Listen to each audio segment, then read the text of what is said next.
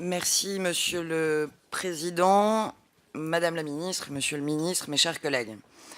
Ce qui frappe peut-être le plus quand on aborde le rapport 134 développement des entreprises de la mission économie, c'est le foisonnement, voire l'éparpillement des acteurs qu'il coordonne et des actions qu'il regroupe.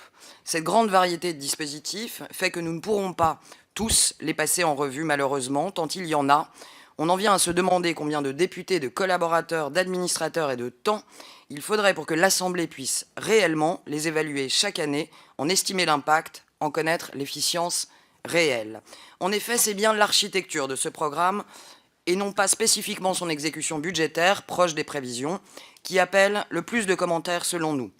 Cette architecture laisse perplexe, avec une pluralité de directions, rendant le processus décisionnel relativement flou, avec une incertitude sur les actions à mener, comme en attestent les débats récurrents sur la place de l'action tourisme ou de l'aide au transport de presse. En tant que rapporteurs spéciaux, nous appelons tous les deux à une simplification de cette architecture, quitte à recentrer clairement le programme sur certaines thématiques ou à distinguer plus strictement actions directes et actions indirectes des autorités de régulation. Le coût croissant des dépenses fiscales nous semble également relativement préoccupant. La mission économie comporte 67 dépenses fiscales, une de plus qu'en 2016, pour un montant estimé à 24,6 milliards d'euros.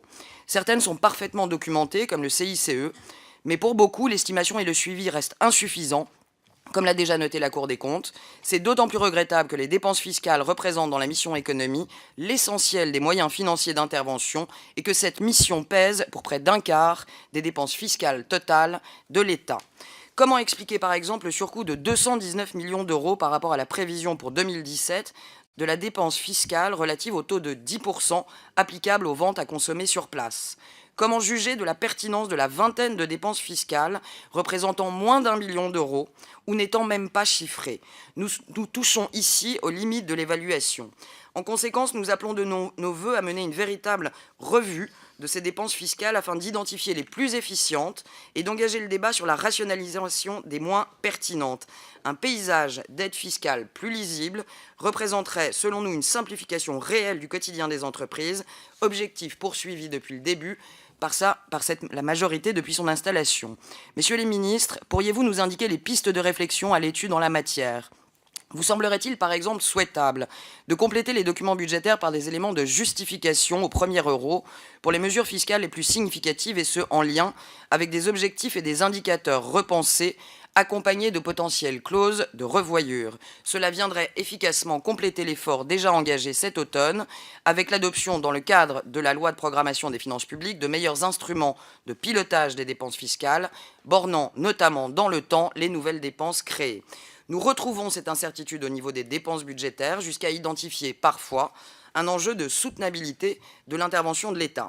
Ainsi, de l'exemple de BPI-France, nous notons que la moitié des crédits prévus pour financer la BPI a été annulée en cours de gestion sans impact sur l'activité grâce au recyclage des ressources internes. À court terme, il est évident que cette capacité de recyclage s'épuisera et pour continuer à garantir le même volume de prêts aux PME, environ 8 milliards d'euros en 2017, il faut débloquer, et vous le savez bien, de nouveaux crédits budgétaires de 100 à 150 millions d'euros par an, alors que nous approchons de la préparation du PLF 2019.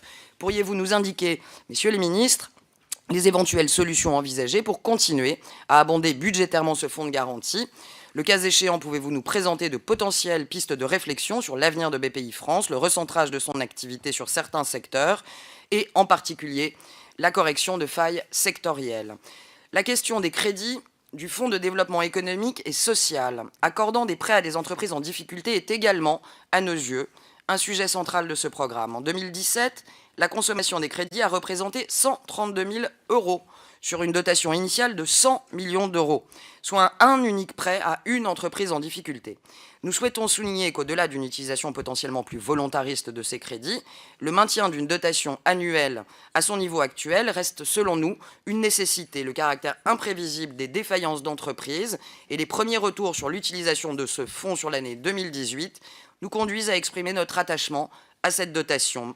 Messieurs les ministres, quel serait votre avis sur un caractère systématique des reports d'autorisation d'engagement sur cette ligne particulière afin de vraiment pallier au mieux au caractère aléatoire de son action?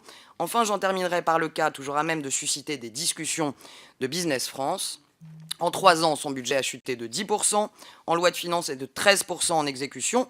Les effectifs baissent et la demande augmente. L'internationalisation de nos entreprises est une priorité de cette majorité. Un certain nombre d'entre elles se plaignent d'une hausse des prix et des prestations de Business France qui pourrait être liée à une réduction de ses crédits. Quelle lecture faites-vous de cette situation?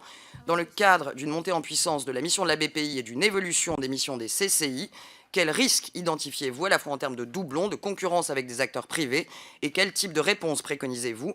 Pourriez-vous clarifier le chemin déjà parcouru dans une réarticulation des dispositifs de soutien à l'export et les pistes actuellement à l'étude, notamment celles issues des recommandations du rapport Le Courtier?